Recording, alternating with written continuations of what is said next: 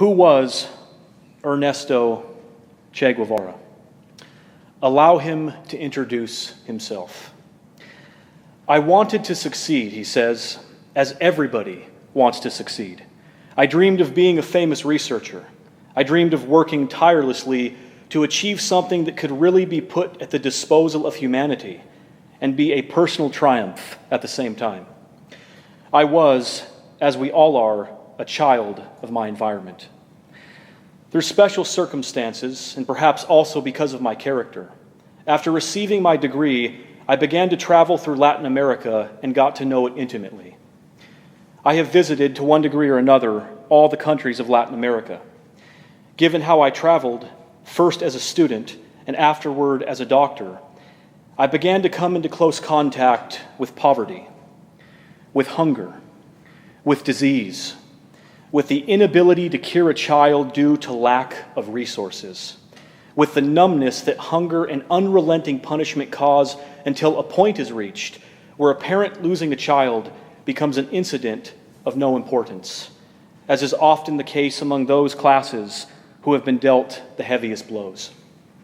And I began to see there was something that seemed to me almost as important as being a famous researcher or making a substantial contribution to medical science. It was helping those people. There's a big difference between those who fight to free themselves from oppression and those who fight to retain the stronghold of their oppression. This difference automatically contextualizes the actions of those involved in a revolution. The axiom of a revolutionary, the beginning of all great men, of all great women, is that they care for the well-being of other people. Without this vital precept, there can be no revolution. Without this vital precept, there can be no social progress. Society, in order to exist, must have a foundation of unity. After the examples of Gandhi and King, it is easy to see that any great man, that any great woman will be judged by how much she cares. Love is the energy which creates the power of a revolutionary life. Che Guevara, to use the phrase of Nietzsche, was no man, he was dynamite. But where exactly did his power lie? Did it lie in the sophistication and the maneuver of politics? Did it lie in an ability to control and manipulate people? The power of Che was his desire to serve the people, to help the people, his desire to be equal with the people, his courage to move toward the realization of a better world, but most of all, it was his strength to love, his authentic ability to perform the act of love. Here was no hypocrite. Here was no pretender. I am left in total awe of this man. The only thing I can do is ask myself where he came from and how men like him are made. When I study the life and thought of Che, I don't find the evil character that has been manufactured by a dishonest and insecure media.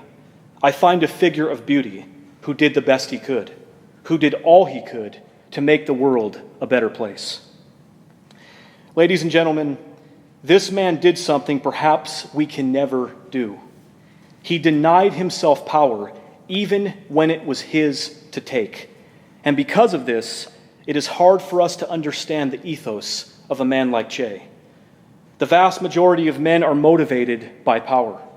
They act for the sake of obtaining power in order to reign over other men. But Che was the opposite of this kind of man. He was a man that sought to destroy the infrastructures of power in order to bring about freedom and equality. When he had the choice to rule, instead, he thought it right to serve. Some men reach for power their entire lives. For these men, the climax of existence is how comprehensively they can control other people. All that they do to increase their power. But there are other men, the rarest of all human beings, those who bloom on the cliff.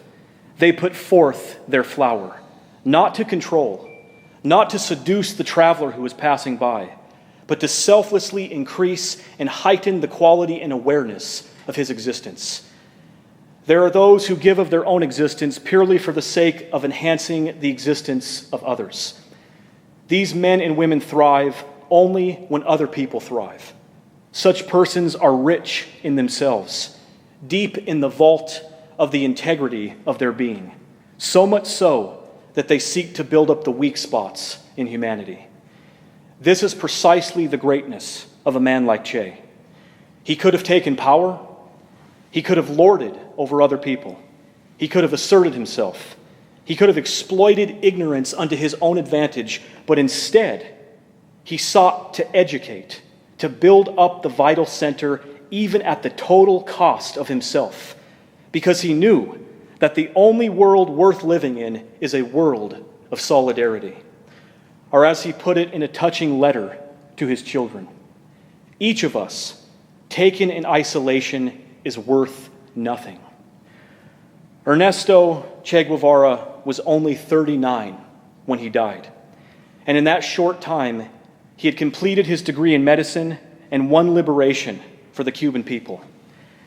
How old are you? When will you die? What have you done in your time? Thank you.